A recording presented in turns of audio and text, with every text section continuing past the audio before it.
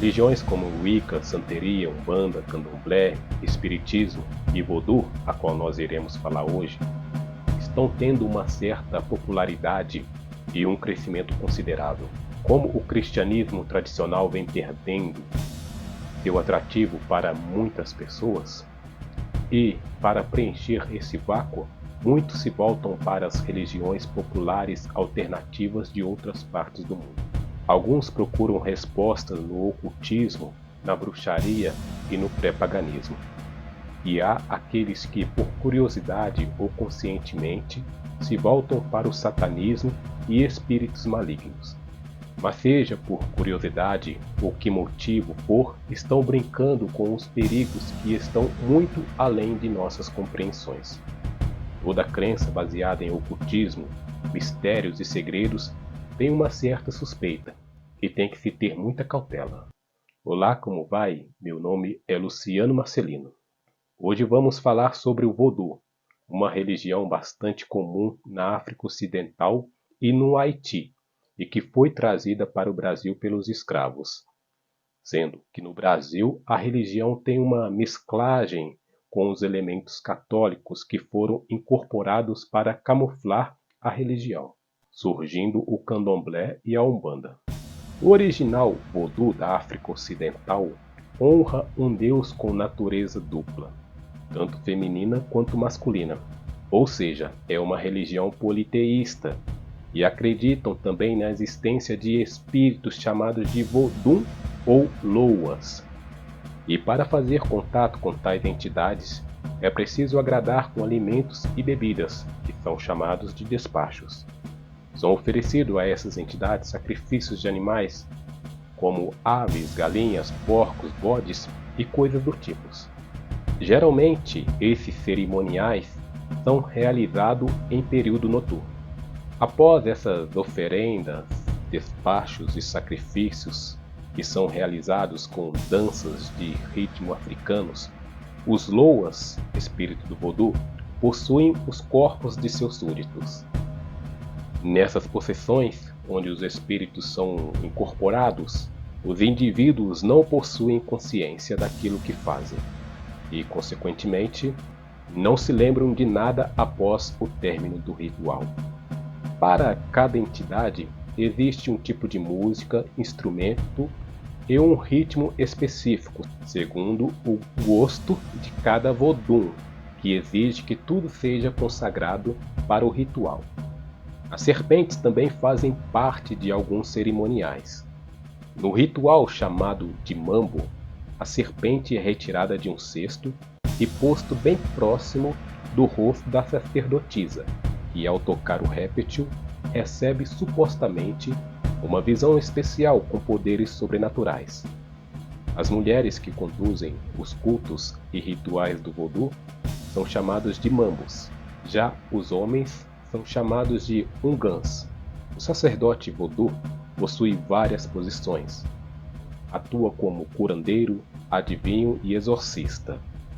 Os nomes das entidades se alteram dependendo de onde a religião é praticada. As entidades, por muitas vezes, é considerada por seus adeptos como espírito de pessoas que já morreram, homens que tiveram uma grande importância na comunidade religiosa, como príncipes e sacerdotes. Então, se inscreva no canal, deixe seu like, seu joinha e ative o sininho de notificações. E vamos que vamos! Quando se fala em Vodú, o primeiro elemento que vem em muitas mentes é o boneco. É, aquele mesmo, com um monte de agulha espetado em seu corpo. Tal objeto é usado para invocar os poderes dos deuses do Vodú e recebe o nome de fetiche, que significa feitiço. O fetiche é confeccionado por quem irá realizar o trabalho de magia, e enquanto é feito, a pessoa tem que mentalizar os objetos que quer alcançar com o ritual e transmitir sua energia ao boneco. O boneco tem que ser batizado com o nome da pessoa que irá representá-lo e nunca deve ser feito de pano, e sim com massa de modelar. Segundo o voduísmo, Os bonecos são feitos para realizar o bem, para alcançar cura e prosperidade, mas na prática nem sempre as intenções são estas. O que a pessoa precisa fazer é perfurá-lo com alfinetes ou espeto. Outro elemento que é difundido no vodu, que não é usado em todas as comunidades de vodu, mas boa parte usa, é o zumbi. Bastante popularizados pelos cinemas norte-americanos, esses personagens de zumbis ficaram bastante conhecidos. Porém, os adeptos do vodu dizem o seguinte: a prática do vodu é totalmente diferente do que o cinema mostra. O cinema mostra pessoas mortas. Já no vodu, os zumbis não são pessoas mortas. Na verdade, o processo para ser zumbi é feito por meio de ervas que contêm substâncias capazes de deixar a pessoa em um estado de morto-vivo. Esses compostos de ervas deixam os batimentos cardíacos mais lentos. Essas ervas utilizadas pelo vodu têm a capacidade de deixar as pupilas dilatadas, fazendo a pessoa perder a sensibilidade pela luz e num estado de transe, o que facilita o processo do ritual, uma vez que o indivíduo torna-se totalmente manipulável. O ritual se dá por meio da magia negra. A vítima tem todo um indício de morte aparente. Quase não tem pulsação, quase não respira, tem a pele fria e mesmo assim está viva. Isso é porque a pessoa fica horas sem oxigenação no cérebro, o que reduz o seu nível de consciência. O zumbi é um dos feitiços mais temidos. Os praticantes de magia e feitiçaria dão as diretrizes para as pessoas que desejam realizar a magia, que consiste em uma pessoa ir ao cemitério à meia-noite e ali apresentar oferendas às entidades. Daquele local deve apanhar um punhado de terra para cada pessoa que deseja matar, e depois espalhar por lugares onde a vítima costuma passar. Esta é uma magia negra para a morte. Depois, retira algumas pedras de algum túmulo que servirão de instrumento para o trabalho maligno. Em seguida, é jogada as pedras na porta das pessoas que são direcionados os feitiços. Ela começa a ficar doente, emagrece e em pouco tempo morre. Por mais assustador que seja, o cristão não precisa se preocupar com feitiços e magia. Ele é protegido por Jesus. Salmo 91 diz: aquele que habita no esconderijo do Altíssimo, à sombra do Todo-Poderoso descansará. Porque ele te livrará do laço do passarinheiro e da peste perniciosa.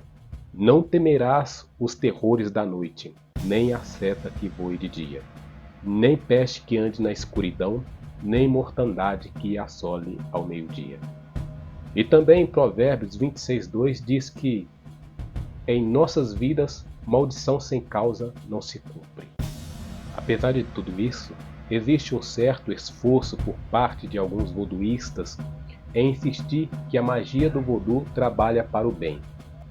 Até se vê manifestações diferentes, dependendo da comunidade e região, mas os fundamentos principais expressados em suas práticas são os mesmos.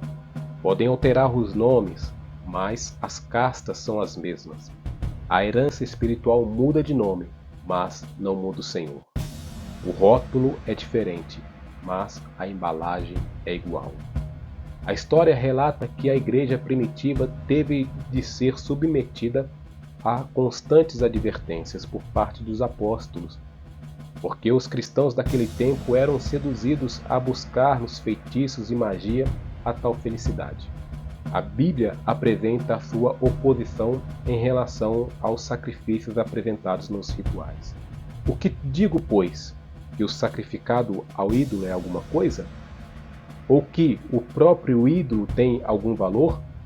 Antes digo que as coisas que eles sacrificam é a demônios e não a Deus. 1 Coríntios capítulo 10, versículo 19 e 20. Quando precisamos alcançar as curas, as benesses, não precisamos confeccionar nem energizar nenhum objeto. E nem devemos ter medo de magia, pois nenhum encantamento tem poder sobre nossas vidas. Números 23, 23. O vodu envolve adoração de espíritos e práticas ocultas de adivinhação e feitiçaria, que são fortemente condenadas por Deus em toda a Bíblia. Em Deuteronômio, capítulo 18, versículo 19 a 13, Deus proíbe de consultar adivinhador, prognosticador, agoureiro, feiticeiro, encantador, necromante, mágico e nem quem consulte os mortos. A adoração a espírito de vodus é uma adoração a falsos deuses. O vodu é uma religião totalmente incompatível com o cristianismo. Além disso, as práticas ocultas do vodu são perigosas porque abrem as pessoas para influências de demônio. É incompatível com a palavra de Deus de 3 maneiras. O verdadeiro Deus não é adorado, Jesus é secundário e os espíritos e as práticas ocultas prevalecem. Dito que você nunca viu Satanás e seus demônios, mas certamente você está ciente da sua influência neste mundo. Não se admire quando a Escritura descreve Satanás como Deus desse século.